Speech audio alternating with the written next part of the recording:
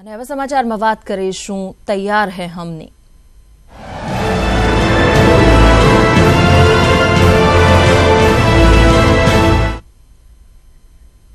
રક્ષામંત્રી નિર્મલા સીતારમણે બોલાવેલી એક બેઠકની હાલ માહિતી મળી રહી છે। ત્રણેય સેનાધ્યક્ષ સાથે તેઓ બેઠક કરવા જઈ રહ્યા છે। રક્ષામંત્રી આ બેઠક ખૂબ જ મહત્વની હોવાનું પણ મનાઈ રહ્યું છે। રક્ષામંત્રીની આ જે બેઠક છે સૈન્યના ત્રણેય પાંખના વડા સાથે તે ખૂબ જ મહત્વપૂર્ણ મનાઈ રહી છે, કારણ કે અગાઉ પણ આ રીતે એક બેઠકમાં સૈન્યના ત્રણેય પાંખના વડા સાથે ચર્ચા કરવામાં આવી હતી અને ત્યારબાદ આ એર સ્ટ્રાઇકના અહેવાલ સામે આવ્યા, પાકિસ્તાનને સબક શીખવાડવામાં આવ્યો અને હવે રક્ષામંત્રી સાથેની આ બેઠક જેમાં સૈન્યના ત્રણેય પાંખના વડા ઉપસ્થિત રહેશે તેમાં મનાઈ રહ્યું છે કે આ એર સ્ટ્રાઇક પછીની જે પરિસ્થિતિ છે અને એર સ્ટ્રાઇકમાં આ ત્રણેય પાંખનું કેવું રહ્યું સંગઠન, કેટલું નુકસાન પહોંચાડી શક્યા છીએ પાકિસ્તાનને, આ તમામ બાબતોનો અહેવાલ માંગવામાં આવશે અને સાથે જ આગામી સમયમાં ભારતની સુરક્ષા સાથે સંકળાયેલી કઈ બાબતો પર વધારે પ્રમાણમાં ધ્યાન આપવાની જરૂર છે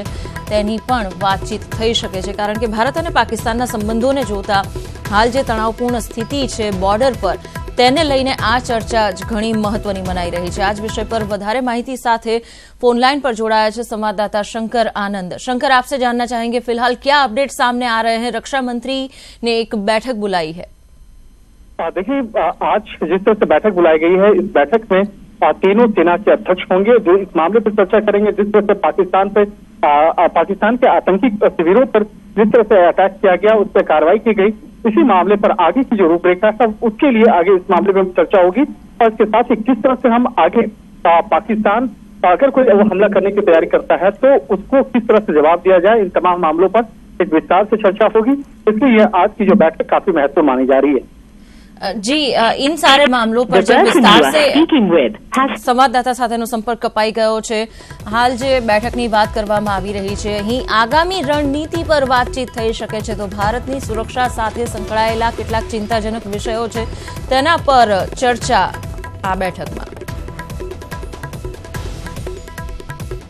એક બ્રેકિંગ ન્યૂઝ, ભારતના હુમલા પર પાકિસ્તાને ધમકી આપી છે। પાકિસ્તાને સરપ્રાઇઝ આપવાની ધમકી આપી છે। પાકિસ્તાનના વડાપ્રધાને એનસીએની બેઠક બોલાવી અને એનસીએના હાથમાં પરમાણુ હથિયારોની કમાન્ડ હોવાનું પણ હાલ સામે આવી રહ્યું છે। તો પાકિસ્તાનના વડાપ્રધાને એનસીએની બેઠક બોલાવ્યા પછી હુંકાર કર્યો છે। ભારતના હુમલા પછી પાકિસ્તાને ધમકી આપી છે કે સરપ્રાઇઝ આપીશું ભારતને।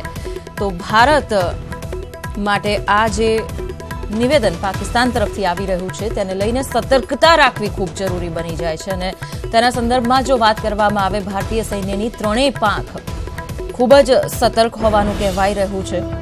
હાલ જે અહેવાલ મળી રહ્યા છે, પાકિસ્તાનના વડાપ્રધાન ઇમરાન ખાને કહ્યું છે કે સરપ્રાઇઝ આપીશું ભારતને।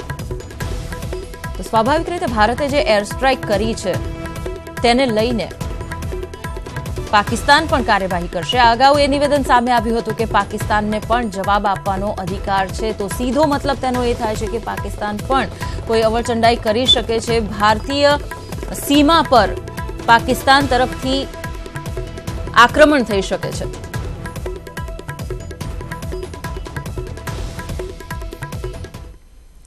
વિદેશ મંત્રી સુષ્મા સ્વરાજે ચીન અને રશિયા સામે પાકિસ્તાનને બેનકાબ કર્યું છે। તેમણે પુલવામામાં હુમલાની વાત છેડીને કહ્યું કે આતંકવાદ સામે તમામ દેશોએ સાથે મળીને કાર્યવાહી કરવાની જરૂર છે। ભારતના વિદેશ મંત્રી સુષ્મા સ્વરાજની ચીન અને રશિયાના વિદેશ મંત્રી સાથેની બેઠકમાં આ નિવેદન સામે આવ્યું, જેમાં સુષ્મા સ્વરાજે આતંકવાદનો મુદ્દો ઉઠાવ્યો અને આતંકવાદ સામે ઝીરો ટોલરન્સની નીતિ અપનાવવાની વાત કરી। Such dastardly terrorist attacks are a grim reminder for the need for all the countries to show zero tolerance to terrorism and take decisive actions against it. Following the Pulwama terrorist attack, instead of taking seriously the calls by international community to act against Jaish-e-Mohammed and other terror groups based in Pakistan, Pakistan denied any knowledge of the attack and outrightly dismissed claims by Jaish-e-Mohammed. In the light of continuing refusal of Pakistan to acknowledge and act against terror groups on its territory, and based on credible information that Jaish-e-Mohammed was planning other attacks in its various parts of India Government of India decided to take preemptive action.